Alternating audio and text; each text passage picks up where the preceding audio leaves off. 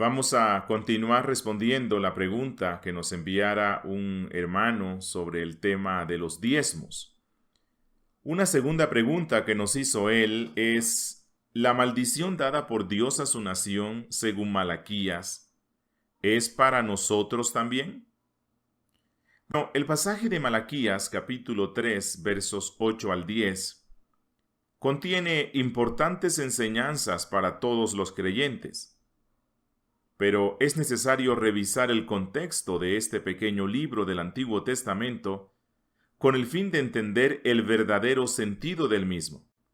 Recordemos que uno de los sanos principios para interpretar de manera correcta un texto consiste en ubicarlo dentro del contexto en el cual se encuentra. Y luego de estar seguros de su interpretación, podemos llegar a algunas aplicaciones para nosotros los creyentes. El último libro del Antiguo Testamento contiene las declaraciones específicas y proféticas de Malaquías, quien es enviado por Dios para reprender a su desobediente pueblo y traerlo al arrepentimiento, pues de lo contrario sufrirá la terrible ira del Dios Todopoderoso. La religión judía se encontraba en los niveles más bajos de la historia del pueblo escogido. Su degradación llegó a tal punto que se atrevieron a preguntarle a Dios: ¿en qué nos amaste? Dudaban del amor de Dios e ignoraban los poderosos hechos obrados por el Señor para bendecir a su pueblo escogido, en detrimento de los descendientes de Esaú, a los cuales había aborrecido, como dice en el capítulo 1, verso 3. El Señor confronta a su pueblo con las relaciones familiares o civiles y les pregunta, en Malaquías 1:6, el hijo honra al padre y el siervo a su señor. Si pues yo soy padre, ¿dónde está mi honra? Y si soy señor, ¿dónde está mi temor? Todo el libro de Malaquías contiene esta clase de declaraciones en las cuales el Señor muestra su indignación por los altos niveles de desobediencia de su pueblo. No lo amaban, no tenían temor de él, menospreciaban su nombre. Los sacerdotes, quienes eran los guías espirituales de la nación, se habían convertido en oscuridad e irrespetaban el nombre del Señor, ofreciendo pan inmundo. El Señor había ordenado que sobre su altar solo se sacrificaran animales perfectos, pero el pueblo y los sacerdotes escogían los animales enfermos, los ciegos, los cojos, lo que no servía, y lo ofrecían de manera ofensiva al Señor. La situación espiritual llegó a decaer tanto que nadie quería servir al Señor si no le pagaban o le daban un salario, como dice en el capítulo 1, versículo 10. El Señor les dice que sus ofrendas se habían convertido en una ofensa para con su grande nombre, el cual había sido profanado. También estaban cansados y fastidiados de servir y ofrendar al Señor. Desde el capítulo 2, el Señor empieza a declarar maldición sobre los sacerdotes y su pueblo como consecuencia de su flagrante desobediencia. El Señor dice que dañará su cementera, sus cosechas, sus campos, sus tiendas. También les declara que vendrá un mensajero, Juan el Bautista, quien preparará el camino del Señor, quien vendrá para afinar y limpiar la plata, quien traerá juicio sobre los desobedientes.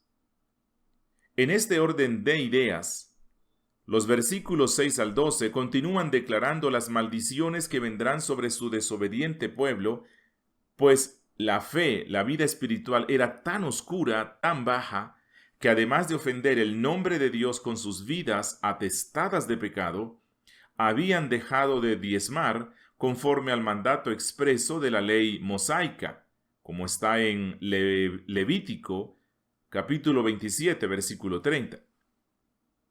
El estado espiritual de esta nación estaba tan degradado que se habían preguntado: ¿qué aprovecha que guardemos su ley y que andemos afligidos en presencia de Jehová de los ejércitos?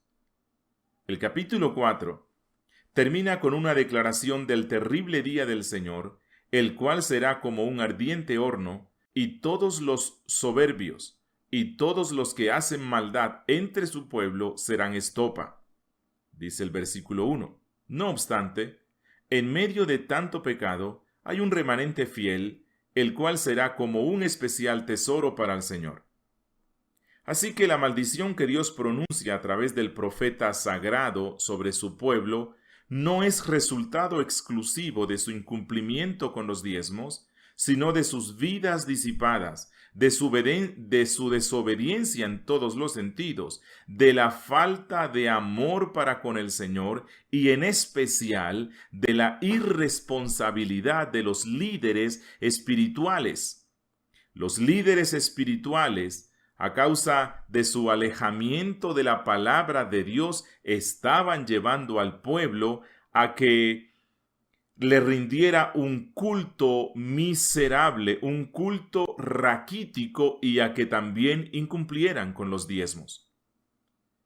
Si un pastor o hermano ha de predicar sobre este pasaje, debe tener en cuenta que lo importante aquí es que Dios quiere un pueblo que le obedezca en todos los sentidos, que le ame con todo el corazón.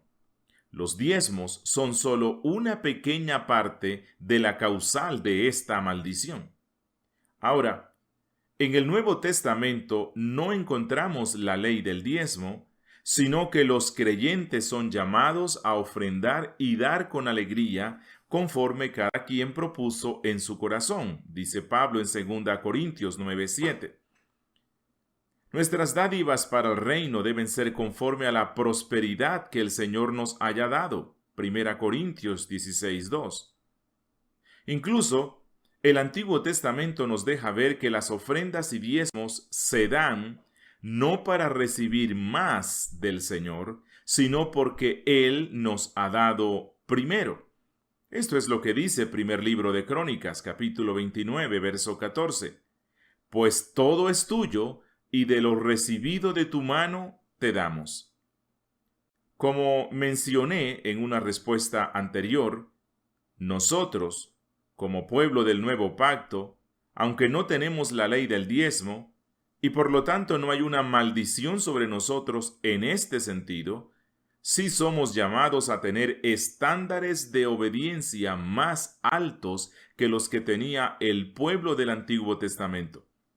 Por lo tanto, siendo que aún debemos dar de nuestros bienes para el sustento y la extensión del reino, nuestro dar debe ser tan abundante que supere el diezmo, pero nunca será por temor a una maldición económica.